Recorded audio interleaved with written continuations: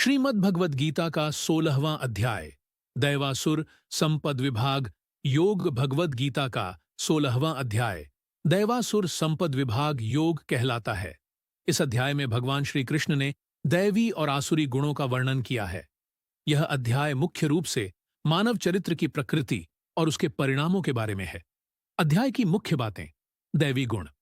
दैवी गुणों में अहिंसा, सत्य, तप, दान, करुणा, क्षमा, संतोष, श्रद्धा और समता शामिल हैं। ये गुण आत्मा की उन्नति के लिए आवश्यक होते हैं और जीवन को आध्यात्मिक रूप से समृद्ध बनाते हैं। आसुरी गुण। आसुरी गुणों में अहंकार, घमंड, क्रोध, अभिमान, अनादर और अज्ञानता शामिल हैं। ये गुण व्यक्ति के पतन का कारण बनते हैं और उसके कष्टों को बढ़ाते हैं। दैवी और आसुरी वृत्तियों का विभाजन। भगवान कृष्ण ने स्पष्ट किया कि दैवी गुणों के धारक लोग स्वर्ग के प्राप्ति के योग्य होते हैं, जबकि आसुरी गुणों के धारक लोग नरक की ओर जाते हैं। स्वाधीनता और आत्मा का विकास। इस अध्याय में बताया गया है कि आत्मा की उन्नति के लिए दैवी गुणों का अभ्यास करना आवश्यक है।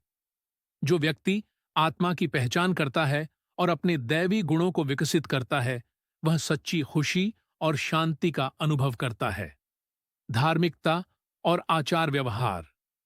अध्याय में यह भी बताया गया है कि व्यक्ति को अपने आचार व्यवहार में धार्मिकता और संयम बनाए रखना चाहिए। यह व्यक्तिगत और सामाजिक जीवन में संतुलन लाने में मदद करता है। अध्याय का अंतिम संदेश।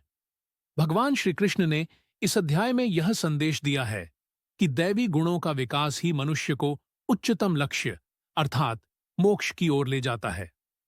निष्कर्ष। भगवद गीता का 16वां अध्याय दैवी और आसुरी गुणों के बीच के भेद को समझाने में महत्वपूर्ण है।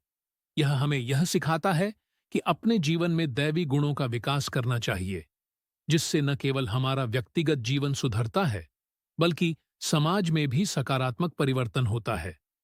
इस अध्याय के माध्यम से भगवान श्री कृष्ण ने यह स्पष्ट किया है कि अंततः व्यक्ति को अपने भीतर की आत्मा की पहचान करनी चाहिए और उसे उजागर करना चाहिए।